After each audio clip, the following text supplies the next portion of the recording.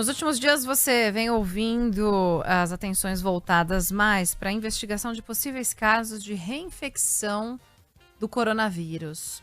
O Hospital das Clínicas de São Paulo anunciou que investiga casos de pelo menos 7 pacientes com suspeita de reinfecção pela Covid-19.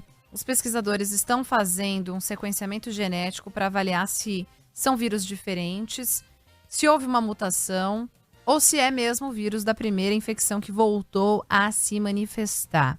Sobre esse assunto, a gente conversa agora aqui na programação da Band News FM, ao vivo, com a médica infectologista, gerente médica da ShareCare, doutora Jane de Oliveira Gonzaga Teixeira. Obrigada pela atenção conosco. Boa tarde, como vai? Boa tarde, Débora. Tudo bem? Tudo certo. Doutora, tem essa investigação aqui em São Paulo? Tem investigações e relatos também em outros países. Ontem, o mundo entrou em alerta para suspeitas de reinfecção em Hong Kong. Os cientistas afirmam que um paciente pegou o coronavírus pela segunda vez. Enfim, tem outros países falando também sobre análises. É possível afirmar já, cravar, que o coronavírus pode voltar a atingir uma pessoa que já foi curada da doença, que já teve a doença? Olha, Débora, no caso de Hong Kong, eles conseguiram verificar uma segunda infecção, ou seja, uma segunda aquisição do vírus. Então, ele foi contaminado 2 vezes e adoeceu uma vez. Ele adoeceu a primeira vez e, segundo o relato dessa publicação, que está para sair, né, para a gente ler o artigo completo ainda, essa pessoa da segunda vez foi identificado o vírus, deve ter tido algum tipo de inquérito que eles estão fazendo. Inquérito é uma forma de você verificar numa população esses níveis de contaminação, mas a pessoa não teve sintoma, ela não desenvolveu a doença pelo coronavírus, né? A gente não consegue cravar ainda nem uma coisa nem outra, esses casos vão ter que ser estudados, primeiro verificando, confirmando esse diagnóstico da primeira infecção e da primeira doença, depois confirmando que há realmente uma segunda infecção e não que é um falso positivo ou que foram pedaços de vírus encontrados, e depois sequenciando esse material, né? Então, lá em Hong Kong foi mapeado, era um paciente que foi para a Europa e retornou infectado, e aí eles perceberam que era um outro subtipo viral, né? Então, todos esses passos ainda vão ter que ser feitos. Confirmar as 2 infecções, confirmar se houve doença nos 2 casos, se os exames estavam corretos. E caso perceba-se que é uma segunda infecção, verificar tanto a repercussão clínica, como se a gente está falando de um novo subtipo viral. Então, ainda não é possível cravar, né, como um caso só publicado. Doutora, para haver uma reinfecção, é necessário, essencialmente, que haja uma mutação do vírus, um vírus com sequenciamento genético diferente, ou o mesmo vírus, igualzinho, pode infectar uma pessoa 2 vezes? Em geral, né, raro que exatamente o mesmo vírus cause uma reinfecção, porque você faz uma imunidade muito específica. Mas a gente está falando de uma pandemia, né, de um vírus que surgiu e a gente conhece há menos de 1 ano. Então, é difícil a gente cravar alguma coisa. Mas a gente acredita, até pela experiência, inclusive, de profissionais de saúde que estão em contato constante com o vírus, de que sim, seria necessário algum tipo de alteração para causar uma nova infecção. Doutora, quem já teve o coronavírus e não teve sintoma, né, as pessoas assintomáticas, significa, a gente ouve muitas teorias e explicações e hipóteses, né, sobre o desenvolvimento dessa doença que é nova. Quem já teve a doença, mas não teve sintoma, significa que não ficou imune e pode, de repente, voltar a apresentar o vírus no organismo, mas de uma segunda vez, por exemplo, com sintomas, de uma vez mais forte, dá para dizer? Não tem essa relação.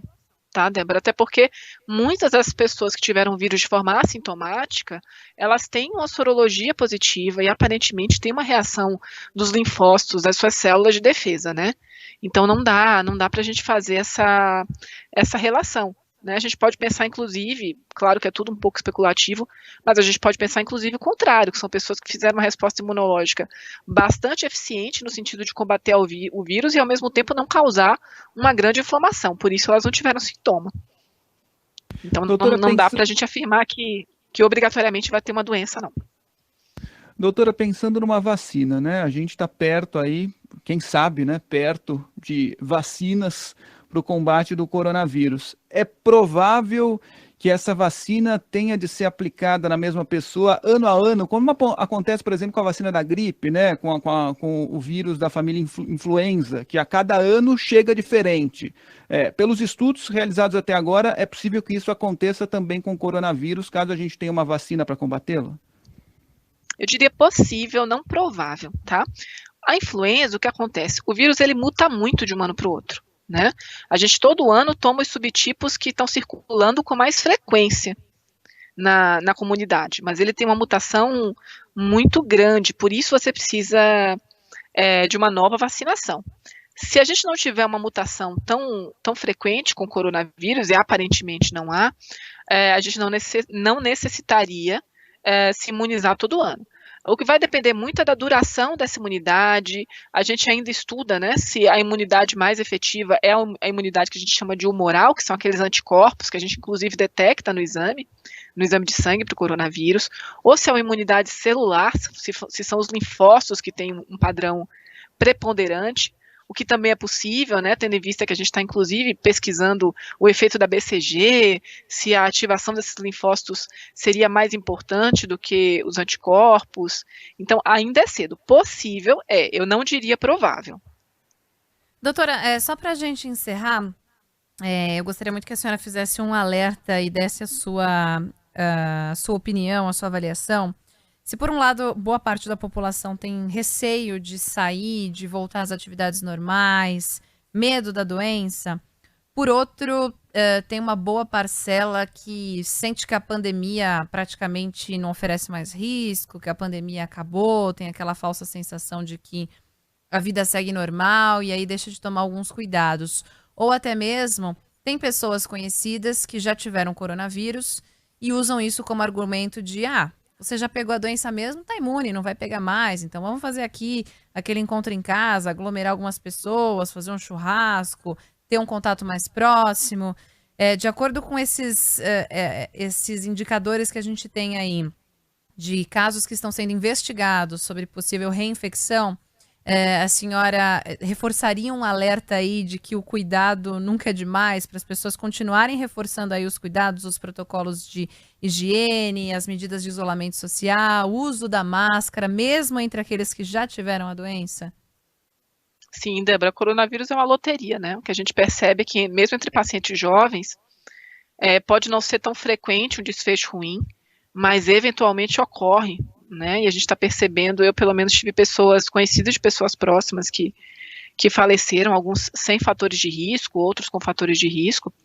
E uma vez que a gente não sabe, né, desse potencial de reinfecção, e que as pessoas voltaram a circular muito, o ideal é que as pessoas continuem se protegendo, continuem usando máscara, o comércio voltou, né, algumas atividades voltaram, mas mantenham os cuidados de higiene minimamente, evitem aglomerações que não são realmente necessárias, mantenham ainda algum cuidado, por mais que elas estejam tentando retornar a uma rotina mais habitual.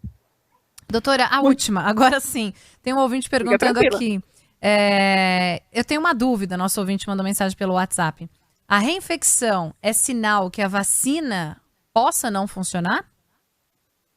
Ainda não dá para falar isso, tá? Esse caso de Hong Kong que foi confirmado foi um novo subtipo, talvez a gente tenha que combinar subtipos de vacina, né? Talvez a gente tenha que, como vocês citaram, renovar anualmente se a taxa de mutação for de uma forma que essa primeira dose tomada no ano inicial não faça mais efeito. Não dá para falar isso. A nossa melhor esperança ainda é uma vacina.